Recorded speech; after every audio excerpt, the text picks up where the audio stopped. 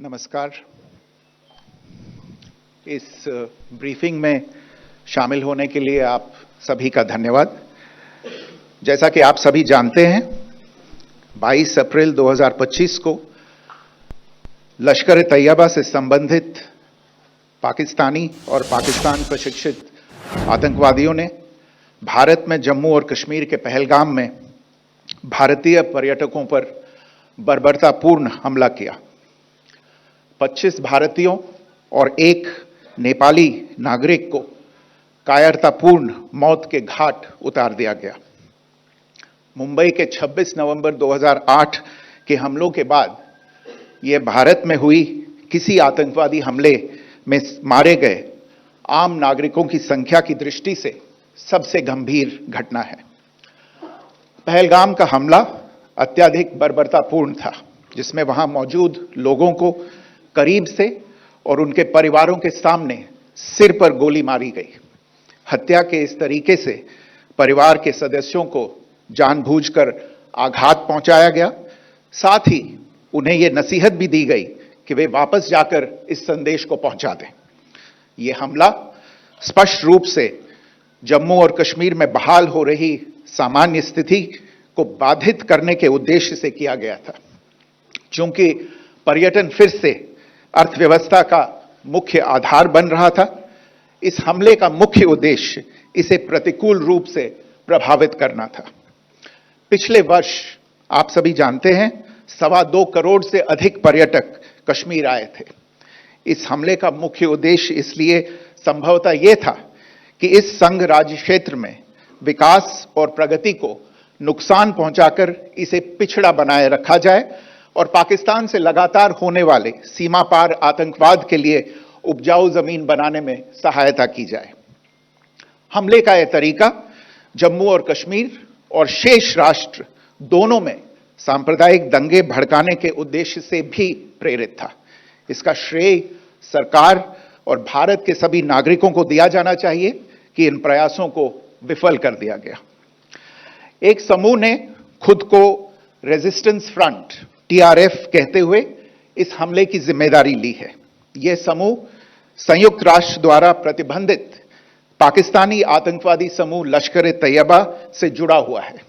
यह उल्लेखनीय है कि भारत ने मई और नवंबर 2024 में संयुक्त राष्ट्र की 1267 कमेटी की सैंक्शंस मॉनिटरिंग टीम को अर्धवार्षिक रिपोर्ट प्रस्तुत की थी, जिसमें TRF के बारे में साफ इनपुट दिए गए थे। इससे पाकिस्तान स्थित आतंकवादी समूहों के लिए कवर के रूप में टीआरएफ की भूमिका सामने आई थी। इससे पहले भी दिसंबर 2023 में भारत ने इस टीम को लश्कर-ए-तैयबा और जैश-ए-मोहम्मद के बारे में सूचित किया था, जो टीआरएफ जैसे छोटे आतंकवादी समूहों के माध्यम से अपनी गतिविधियों को संचालित कर रहे हैं। इस संबंध में 25 अप्रैल को यूएन सिक्योरिटी काउंसिल प्रेस वक्तव्य में टीआरएफ के संदर्भ को हटाने के लिए पाकिस्तान के दबाव पर भी ध्यान दिया जाना चाहिए। पहलगाम आतंकवादी हमले की जांच से पाकिस्तान के साथ आतंकवादियों के संपर्क उजागर हुए हैं। रेजिस्टेंस फ्रंट द्वारा किए गए दावे और लश्कर-ए-तैयबा से ज्ञात सोशल मीडिया हैंडल द्वारा इसको रीपोस्ट किया जाना इसकी पुष्टि करता है।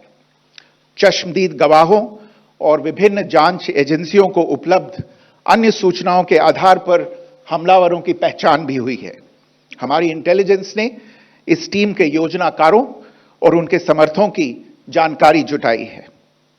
इस हमले की रूपरेखा भारत में सीमा पार आतंकवाद को अंजाम देने के पाकिस्तान के लंबे ट्रैक रिकॉर्ड से भी जुड़ी हुई है, जिसके लिखित और स्पष्ट दस्तावेज उपलब्ध हैं। पाकिस्तान दुनिया भर में आतंकवादियों के लिए एक शरण स्थल के रूप में पहचान बना चुका है। यहां अंतर्राष्ट्रीय स्तर पर प्रतिबंधित आतंकवादी सजा पाने से बचे रहते हैं। इसके अलावा पाकिस्तान ने इस मुद्दे पर विश्व और फाइनेंशियल एक्शन टास्क फोर्स जैसे अंतर्राष्ट्रीय मंचों को जानबूझकर गुमराह करने के लिए भी जाना जाता है।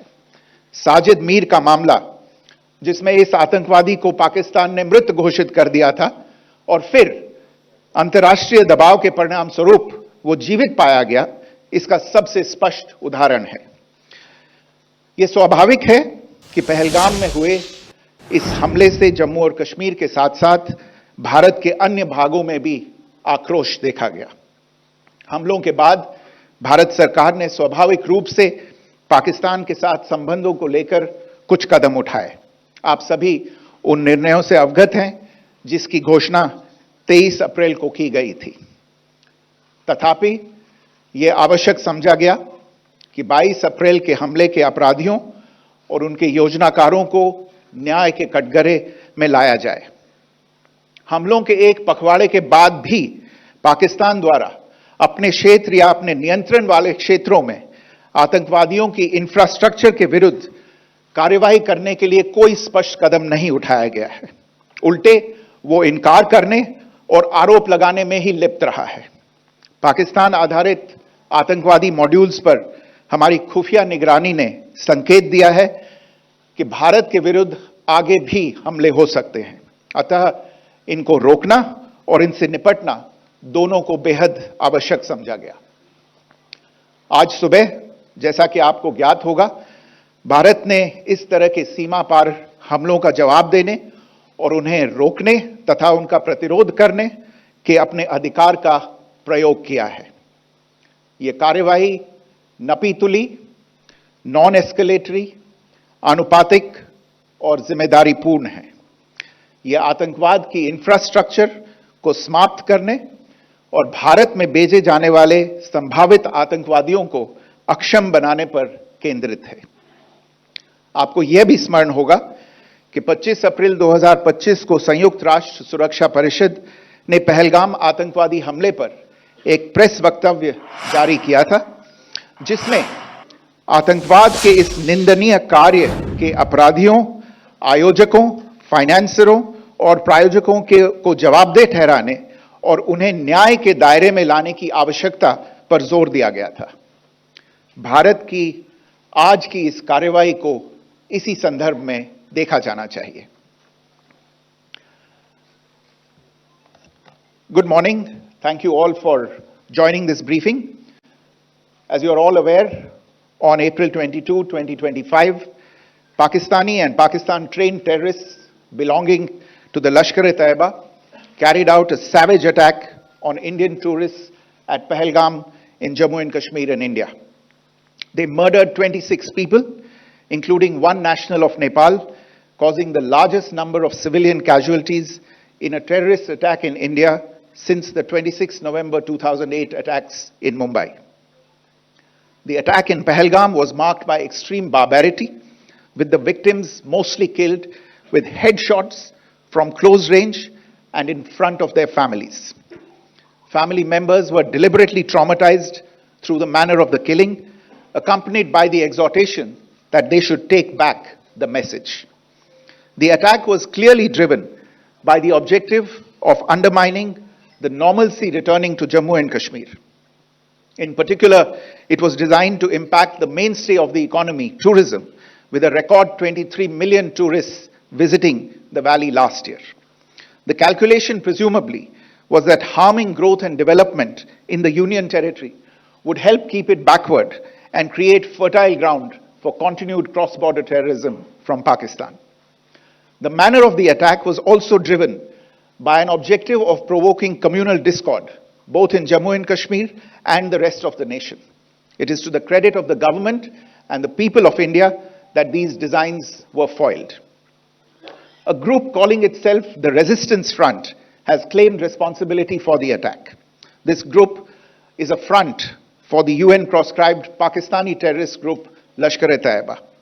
It is notable that India had given inputs about the TRF in the half-yearly report to the monitoring team of the UN's 1267 Sanctions Committee in May and November 2024, bringing out its role as a cover for Pakistan-based terrorist groups. Earlier too, in December 2023, India had informed the monitoring team about Lashkar and Jaish-e-Mohammed operating through small terror groups such as the TRF. Pakistan's pressure to remove references to TRF in the April 25 UN Security Council press statement is notable in this regard. Investigations into the Pahalgam terror attack have brought out the communication notes of terrorists in and to Pakistan. The claims made by the Resistance Front and their reposting by known social media handles of the Lashkar-e-Taiba speak for themselves. Identification of the attackers based on eyewitness accounts as well as other information available to law enforcement agencies has also progressed. Our intelligence has developed an accurate picture of the planners and backers of this team. The features of this attack also tie in with Pakistan's long track record of perpetrating cross-border terror in India, which is well documented and beyond question. Pakistan also has a well-deserved reputation as a haven for terrorists from around the world, with internationally proscribed terrorists enjoying impunity there. In addition, Pakistan has been known to willfully mislead the world and international forums, such as the Financial Action Task Force, on this issue. The Sajid Mir case, in which this terrorist was declared dead and then, in response to international pressure, brought back to life, found alive and arrested, is the most glaring example. The latest attack in Pahalgam has understandably generated deep anger in Jammu and Kashmir and in other parts of India. Following the attacks, the government of India naturally responded with a set of initial measures relating to our engagement with Pakistan. You're all aware of the decisions that were announced on the 23rd of April. However, it was deemed essential that the perpetrators and planners of the 22nd April attack be brought to justice. Despite a fortnight having passed since the attacks, there has been no demonstrable step from Pakistan to take action against the terrorist infrastructure on its territory or on territory under its control. Instead, all it has indulged in are denials and allegations. Our intelligence monitoring of Pakistan-based terrorist modules indicated that further attacks against India were impending. There was thus a compulsion both to deter and to preempt. Earlier this morning, as you would be aware, India exercised its right to respond and preempt as well as deter more such cross-border attacks. These actions were measured, non-escalatory, proportionate, and responsible. They focused on dismantling the terrorist infrastructure and disabling terrorists likely to be sent across to India. You would also recall that the Security Council on 25th April 2025 had issued a press statement on the Pahalgam terror attack, underlining, and I quote, the need to hold perpetrators, organizers, financiers, and sponsors of this reprehensible act of terrorism accountable and bring them to justice, unquote. India's latest actions should be seen in this context. Joining me for this briefing on our actions earlier this morning are Colonel Sophia Qureshi and Wing Commander Vyomika Singh. I will request them to share some details regarding Operation Sindoor with all of you.